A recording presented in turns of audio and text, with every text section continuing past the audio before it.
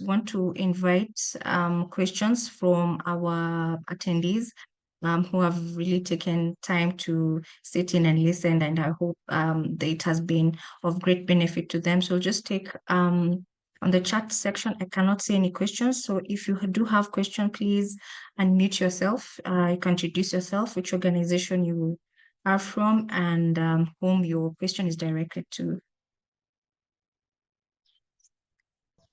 Hello. Hi, Paul. How are you? Fine. Good morning from Abuja.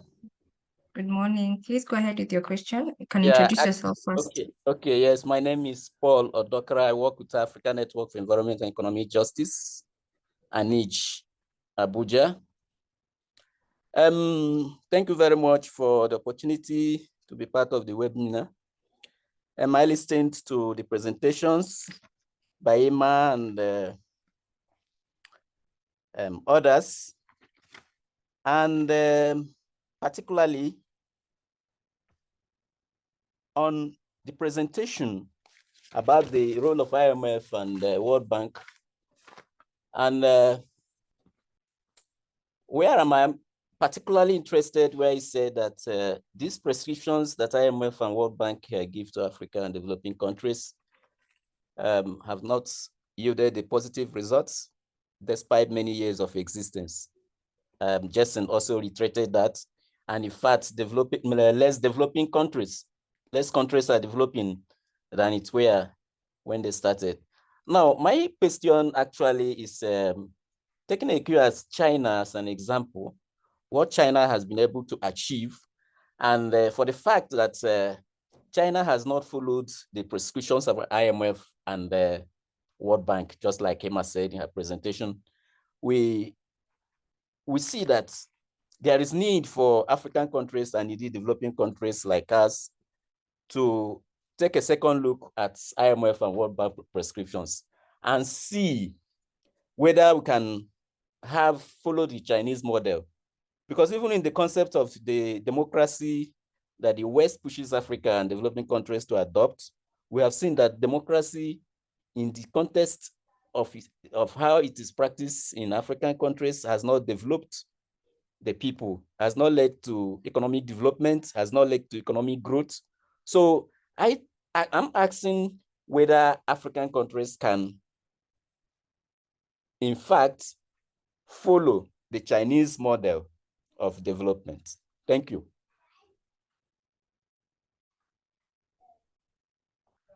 Thank you, Paul, for that question.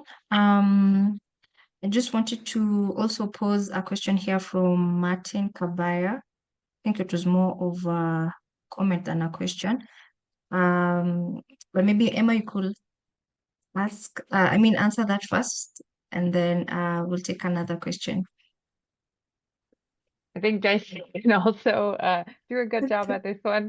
But I mean, one thing I'll say is that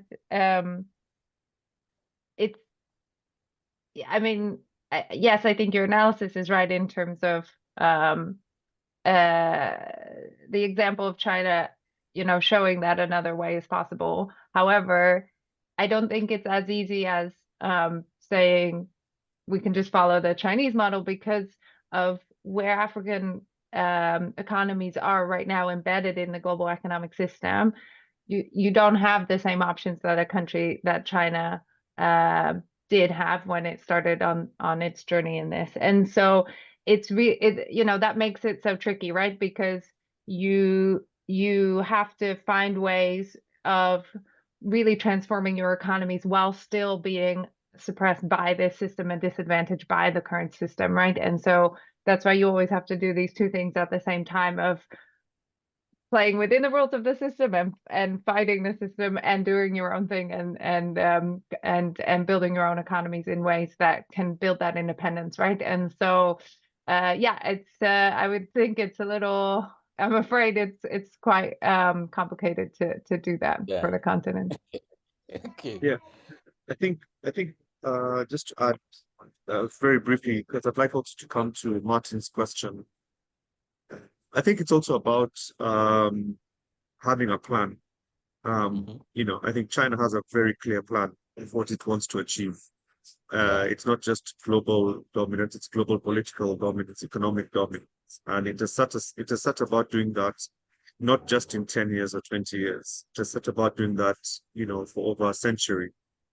And then you've also got to take into context that it has also done a lot of inward development in terms of using state protection, state instruments, state subsidy programs, and so on to develop its own internal productive capital accumulation, its own productive capacity, its own model of cost savings and cost competitiveness in global international trade lines and commodity chains. So it's not just a case of let's just do that and then everything will happen, right?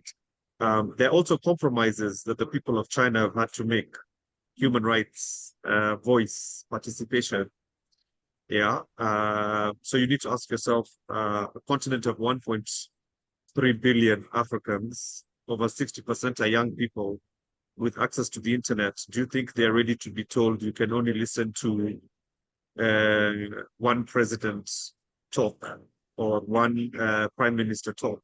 So that it's very complicated. But it's not something that one can say we don't have to think about. It's doable, but the question is, as a continent, and remember, China is a country.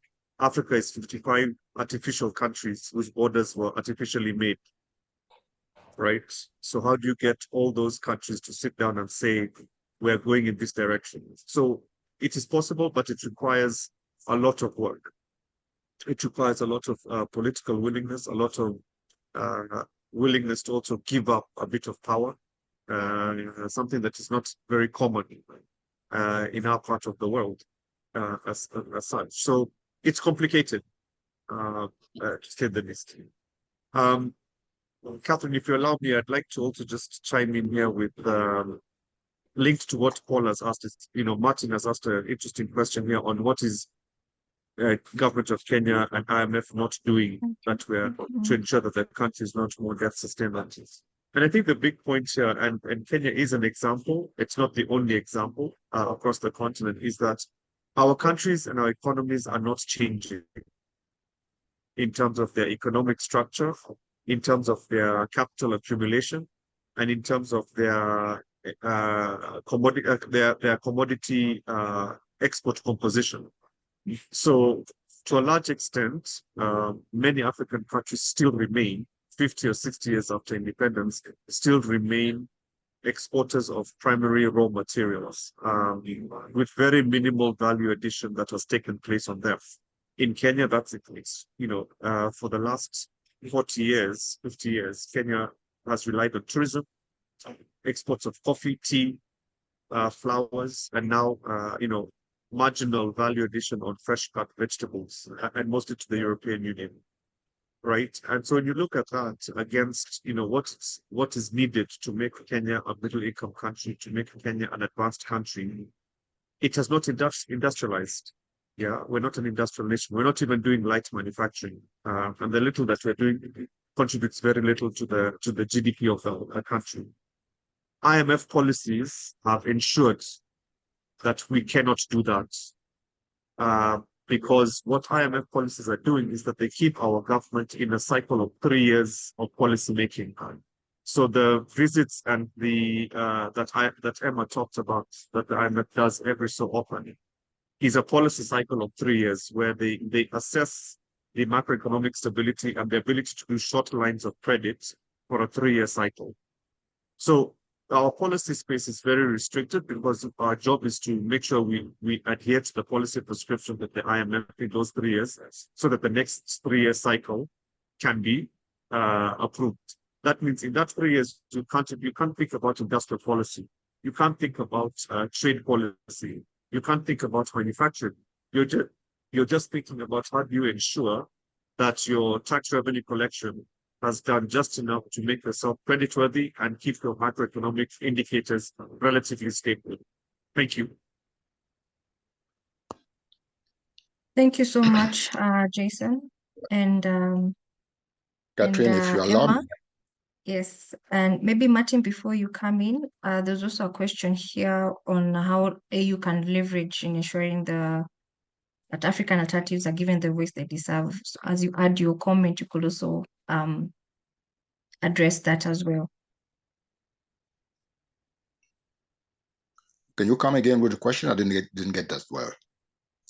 Sorry, there's a question here by the participant on how can we leverage the AU in ensuring that African alternatives are given the voice they deserve.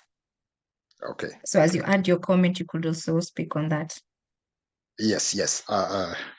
It's fortunately the question goes in the direction of my comment, because what Paul was asking, Paul, actually, as Emma, as Jason said, it's not about following the Chinese model. It's about getting out of this short-termism and look ahead that we can have an African solution. There is the possibility of an African solution, and the AU is a solution. But unfortunately, the problem is that we don't act the kind of talk that we have within the AU. For many years now, we decided to have African financial institutions that are not working. We need to operationalize these institutions. We also need to have a change of mindset in the kind of economic policy that we are having in our countries. What kind of economic policy do we want to have as African countries? And there is a problem here, which I want to mention. The mindset change should be also with regard to the way we value our resources. How do we look at our domestic resources as asset for us? We look at it just to respond to the prescriptions of the IMF and other institutions. That's not the good way to do it. We need to look at our domestic resources as assets that we can handle in the direction that we have. And this calls for a number of things. You cannot be out there looking for dollars where you haven't pledged your own natural resources on a currency that you can impose upon people to bring and get your resources. Africa is in the situation where we are today, whereas ironically, we do have all the resources that other people want outside there. And yet we will go out looking for dollars. If we have had an African currency, for instance, which is pegged to African natural resources, which other people don't have, everyone would be looking for that African currency to come and get the resources that Africa has. So there is a real change of fundamental change of mindset here, which is needed for Africa to decide to go for an alternative, to try to look at something in the long run, which will be purely African and which will serve the interests of Africa. This does not mean we stop engaging where we engage today with those Bretton Woods institutions. It means thinking long and making sure that we prepare and create and get something which responds to our interests. And that's what China did. We don't have to go for the Chinese model, but we can do just the way they did by thinking long and looking inward to see what our real assets are, make sure that we pledge those assets on something that people will be looking for outside there.